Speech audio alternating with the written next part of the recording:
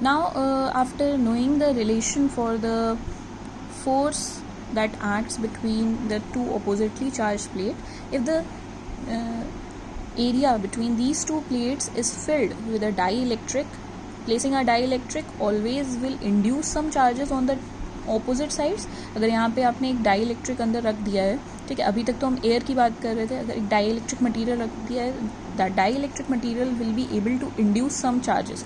Okay, अगर यहाँ पे पॉजिटिव चार्ज है तो यहाँ पर some amount of negative charge will induce, और यहाँ पर अगर नेगेटिव चार्ज है on the next plate of the capacitor, obviously some amount of opposite charge will be developed on this nearby plate. Okay, so what we can say here that अगर total charge Q था, some distance, यहाँ पे कुछ distance पर dielectric रखा हुआ है, therefore because of the total charge present on the capacitor, some of the charge will be induced in the dielectric. तो हमने उस induced charge को लिख लिया है Q dash से. Okay, now we have to calculate कि कितना charge for this dielectric, how much charge is going to induce. For that what we are going to write the electric field. अब अगर केवल हम बाहर पहले कैपेसिटर्स की, मेन कैपेसिटर की अगर बात करें, फ्रॉम पॉजिटिव टू नेगेटिव, यहाँ से यहाँ तक कुछ फील्ड लाइंस होंगी, ठीक है. Without the dielectric we are saying कि इतनी इलेक्ट्रिक फील्ड है, say it is denoted by E naught and direction will be from positive to negative. तो हमने सबसे पहली बार में क्या लिख लिया है, the electric field which is present inside the capacitor without the dielectric. In the second case we are writing, अगर हमने इसमें एक डाइलेक्ट्रिक रख दिया है तो because of the induced charges अब इलेक्ट्रिक फील्ड कुछ कम हो जाएगी, ठीक है. एंड यहाँ पे जो इंड्यूस्ड चार्जेस डेवलप हुए हैं, तो इस डाइलेक्ट्रिक के अंदर खुद भी एक इलेक्ट्रिक फील्ड डेवलप हो रही है, that we are writing with capital E, जिसकी डायरेक्शन हो जाएगी from positive to negative. Okay, therefore the overall electric field which is acting in this capacitor is basically E naught minus E.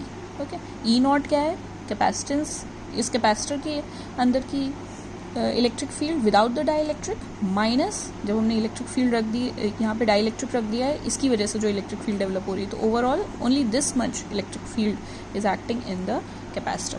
Okay, this equation was understood. Formula आपका होता है E का sigma upon epsilon naught, and sigma can also be written as Q by A. So we are directly writing this formula.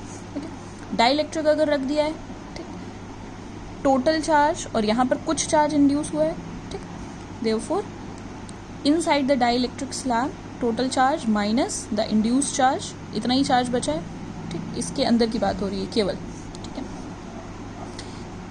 Also we know from the previous chapters जहाँ पे हम electric field की बात कर रहे थे, that whenever some dielectric is present in any of the object, ठीक, तो the electric field reduces by this value 1/k times हो जाती है, ठीक है. ये तो पहले पढ़ चुके हैं हम लोग इलेक्ट्रिक फील्ड वाले चैप्टर में, ठीक है.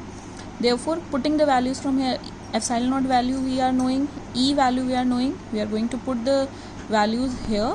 Okay, rearranging the various terms, okay, we will be finally getting the value of Q dash, and Q dash is what? Q dash is the amount of charge which is induced in the dielectric. तो अगर आपको पता है already कि total कितना charge present था on the capacitor, and you are knowing the dielectric constant of the dielectric which is kept inside the capacitor, you will be easily able to calculate that how much amount of charge is going to develop on the dielectric. So this is the formula, okay, for the induced amount of charge inside the dielectric which is placed between the two plates of a parallel capacitor.